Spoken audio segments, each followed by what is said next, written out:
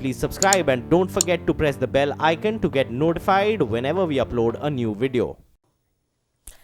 नमस्कार, आपके साथ मैं हूं अर्पिता आर्या। इस वक्त पूरे मुल्क की पुलिस बाबा वीरेंद्र देव दीक्षित की तलाश में जर्रा जर्रा खंगाल रही है, लेकिन वो अभी तक उसकी परछाई तक का पता नहीं लगा सकी।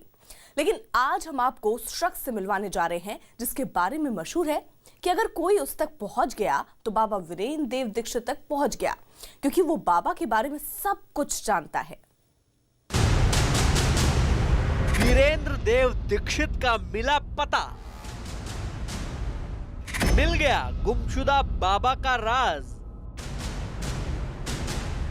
न्यूज़ 18 इंडिया को मिली कामयाबी, मिल गया बाबा का सबसे खासम खास।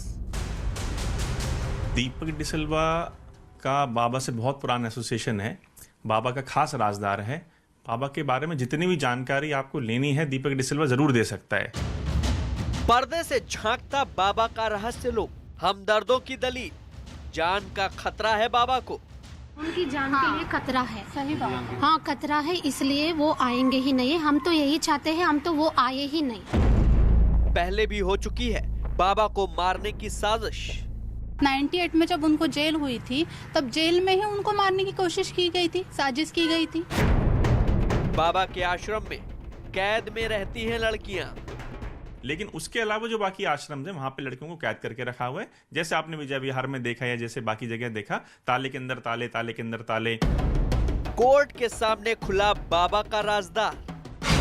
जब कोर्ट में पूछा जा रहा था कि वीरेंद्र देव दीक्षित कहाँ पर हैं, तब इनके जो वकील हैं उन्होंने बोला कि जो दीपक डिसिल्वा है ये जानते होंगे कि वो कहाँ हैं, वो अपने साथ लेके आएंगे।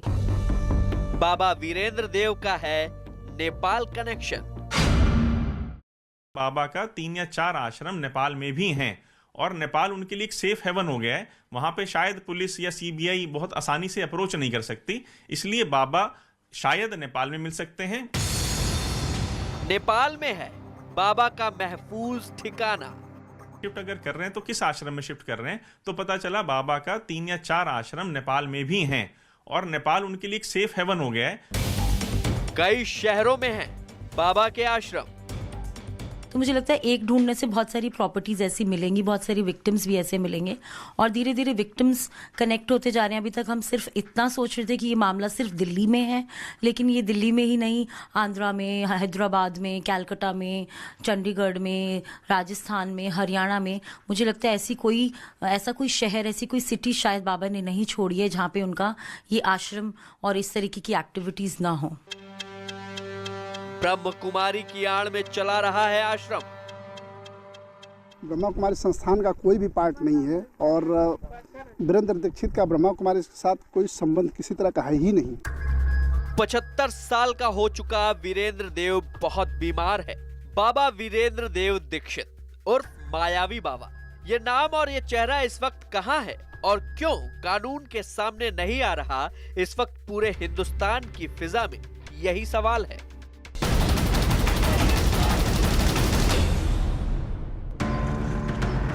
न्यूज़ 18 इंडिया ने भी वीरेंद्र देव दीक्षित की तलाश में मुंबई के नाला सोपारा के उस आश्रम को ढूंढ निकाला जहां बाबा के छिपे होने का अंदेशा था।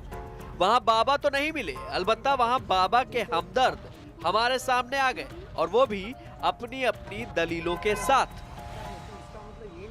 अगर वो सच्चे हैं तो उनको सामने आने की कोई जरूरत नहीं है। झूठा जो होता है ना, वो बौखला जाता है। सच्चाई को कोई जरूरत नहीं रहती सामने आने की। उस आश्रम के लोग तो यहाँ तक कहने लगे कि बाबा को जान का खतरा है, इसलिए सामने नहीं आ रहे।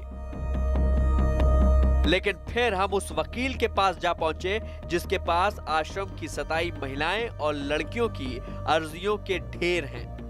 हमारी तलाश आगे बढ़ी तो राजस्थान के आबू रोड के पास उस शख्स तक जा पहुंचे जिसके बारे में कहा जा रहा था कि वो वीरेंद्र देव दीक्षित का राइट हैंड है, यानी सबसे बड़ा राजदार। नाम है दीपक डिसिल्वा। यानी बाबा वीरेंद्र देव दीक्षित के हर काले सफेद का सारा हिसाब किताब इसी वाहिद शख्स के पास है। बाबा का ठिकाना आपका घर भी हो सकता है। बाबा के फॉलोअर जो है ना, उधर जाते हैं, वो मोबाइल वोबाइल लेके नहीं जाते, अचानक जिधर जाते हैं फिर घंटे भर में आसपास लोगों को बुलाया जाता है, उधर जो 50-100 लोग जमते हैं उनका संगठन होता है। ये उनका स्टाइल है पिछले अनेक सालों का। बताया जा रहा है कि वीरेंद्र देव दीक्षित की हर एक हरकत का पता सिर्फ दीपक डिसिल्वा और उसकी पत्नी नीलम को ही रहता है, लेकिन मजाल है कि वो बाबा की रहस्यमयी गुमशुदगी के बारे में कुछ कहे। वाकई वो निकला छुपा रुस्तम। बताइए जरा, जिसके पीछे दिल्ली, यूपी, राजस्थान की पुलिस पड़ी हो, जिसकी वजह से हाईकोर्ट ने भी पुलिस को जमकर फटकार लगाई हो, जिसके अपराध का कच्चा चिट्ठा सामने आ चुका हो, वो गायब है। बाबा वीरेंद्र देव गायब है। सवाल उठता है कि बाबा को आसमान खा गया या जमीन निगल गई। हो ना हो, ये छुपा रुस्तम बाबा कहीं किसी कोने में बैठकर पुलिस की पकड़म पकड़ाई के इस खेल को देख देख कर मुस्कुरा रहा होगा।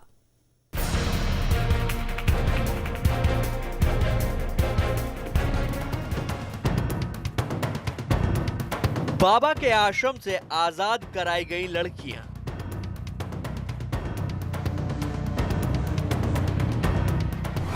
फर्रुखाबाद से 1, द्वारका से 5, रोहिणी 49, उत्तम नगर 30 और राजस्थान 65। ये आंकड़े हैं जिसकी रोशनी में वीरेंद्र देव दीक्षित इल्जामों के साए में आकर खड़ा हो जाता है। आपको सोचना चाहिए कि ये बाबा है कि नहीं है। जिनके बाल बच्चे हैं, जिनकी औरत है, बाबा नहीं, जिन्होंने कोई संन्यास नहीं लिया है, वो कहाँ के बाबा है। ये तो बंधु आप लोग उनको बाबा कहकर अपना अखबारों में और चैनल में लोगों का ध्यान आकर्षित करना चाहते हैं, क्योंकि बाबा कहेंगे तो लोग पढ़ेंगे, नहीं तो अपराधी हैं। कहाँ के बाबा है। पुलिस की नींद उड़ी हुई है। आखिर बाबा वीरेंद्र देव दीक्षित कहां गायब है? सवाल उठता है कि क्या वाकई इन तमाम लोगों को बाबा का पता नहीं या फिर बताना नहीं चाहते। ये सवाल हाईकोर्ट के सामने भी उठा और कोर्ट ने कड़ी फटकार भी लगाई। जब लास्ट डेट पे दीपक डिसिल्वा पेश हुए तो उन्होंने ये कहा कि बाबा तो एक जगह से दूसरी जगह ट्रेवल करते रहते हैं, और इसीलिए जज ने फटकार लगाई कि जब आप इतना इवेडिंग आंसर दे रहे हैं, जब आप हर चीज को छुपाने की कोशिश कर रहे हैं, तो आप पे भरोसा किस तरह से कर लिया जाए। इधर बलात्कारी बाबा वीरेंद्र देव को बचाने वालों ने इसे दूसरे धार्मिक संस्थान ब्रह्म कुमारी की साजिश करार दिया। हमारे आश्रम रोज बढ़ते जा रहे हैं, स्टूडेंट्स बहुत बढ़ते जा रहे हैं, इसलिए बौखला जाके ये एक षड्यंत्र बना के बहुत बड़ी साजिश है। तमाम दलीलों के बावजूद आखिर क्यों बाबा लापता बना हुआ है? बाबा के मुंबई आश्रम के लोगों की माने तो जान का खतरा होने की वजह से बाबा वीरेंद्र देव दीक्षित सामने नहीं आ रहा। उनकी जान के लिए खतरा है। सही बात। हाँ, खतरा है, इसलिए वो आएंगे ही नहीं। हम तो यही चाहते हैं, हम तो वो आए ही नहीं। बाबा की तलाश में लगे लोगों का ये भी मानना है कि वीरेंद्र देव दीक्षित नेपाल में छिपा हो सकता है। बाबा का 3 या 4 आश्रम नेपाल में भी हैं, और नेपाल उनके लिए एक सेफ हेवन हो गया है। वहां पे शायद पुलिस या सीबीआई बहुत आसानी से अप्रोच नहीं कर सकती। एक तरफ कानून हाथ धोकर बाबा वीरेंद्र देव की तलाश में पूरे मुल्क की जमीन खंगाल रहा है, तो दूसरी तरफ बाबा से हमदर्दी रखने वाले इसे बाबा के खिलाफ साजिश करार दे रहे हैं। और अगर तफ्तीश की बातों पर यकीन किया जाए तो बाबा के बारे में अगर कोई अच्छी तरह से जानता है तो वो है दीपक डिसिल्वा और उसकी पत्नी नीलम, जिन्होंने शायद अपनी वफादारी दिखाने की गरज से अपना मुंह बंद रखा है। मेरे पीछे आप 10 दिन से पड़े हैं और 50 मीडिया वाले पड़े हैं, तो अभी फिर हताश होके एक बार मैं देता है, मैं मेरे मूड में देंगे तो ऐसी की तैसी करूंगा। सैकड़ों इल्जामों से घिरे बाबा वीरेंद्र देव दीक्षित जब तक सामने आकर खुद को बेकसूर बताने की पुख्ता दलील नहीं देता, तब तक यही सवाल हवा में उछलता रहेगा कि आखिर इस आध्यात्मिक ईश्वरीय विश्वविद्यालय का पूरा सच है क्या। ये वो महिला साधक है जिनका कहना है कि वीरेंद्र जी इस जगह पर नहीं आए हैं। साथ ही में जो आरोप लग रहे हैं वो सारे तमाम बेबुनियाद है, और इन सबसे अहम उनके छिपने के पीछे वजह यह है कि उनकी ज़िंदगी को खतरा है, उनकी जान को खतरा, और उनके जान की गारंटी जब तक नहीं मिलती, सुरक्षा की गारंटी नहीं मिलती, तब तक वो जनता के सामने या दुनिया के सामने नहीं आएंगे। बाबा वीरेंद्र देव दीक्षित की तलाश में पुलिस भटक रही है। अदालत भी उसकी वजह से परेशान है और उससे आश्रम से जुड़े तमाम लोग वैसे ही इस बाबा को ढूंढ लेना चाहते हैं। ऐसे में क्या बाबा के अतीत की तरफ देखने का दिल नहीं करता? जरूर करता होगा। आखिर ये बाबा कहां से आया और क्या क्या अब तक गुल खिला चुका है? तो चलिए एक झलक बाबा के किरदार पर।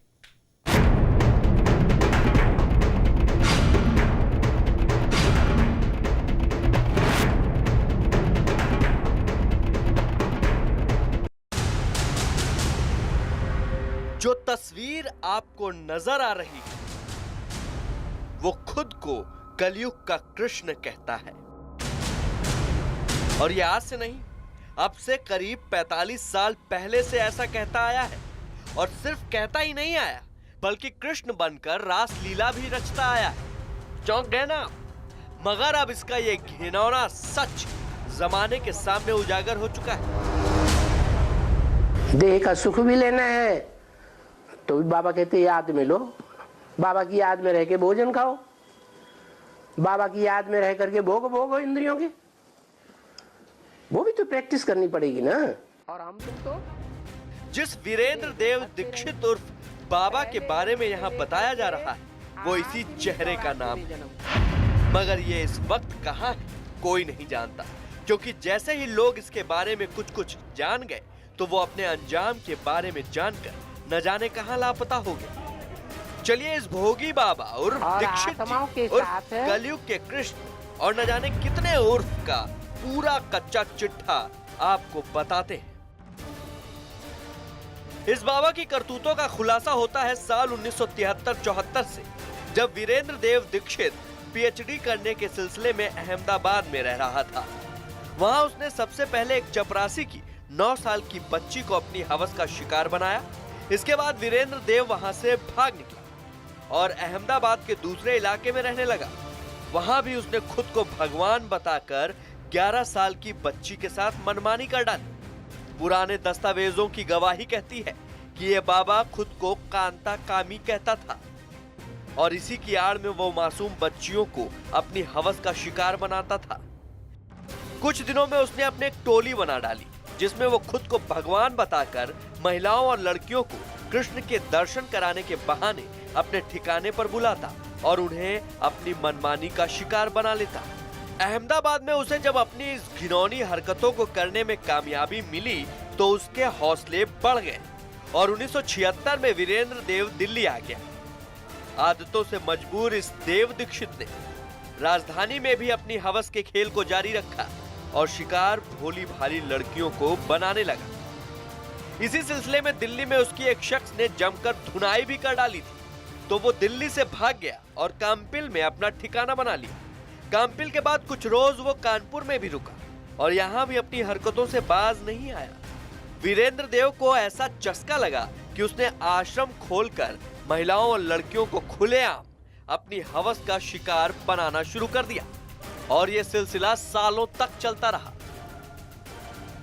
अखबारों में छपी पुरानी खबरों का हवाला यही है कि वीरेंद्र देव दीक्षित की आदतों का जब यहाँ विरोध हुआ तो उसने एक दक्षिण भारतीय शख्स की हत्या कर दी। ये बात 1995 की है।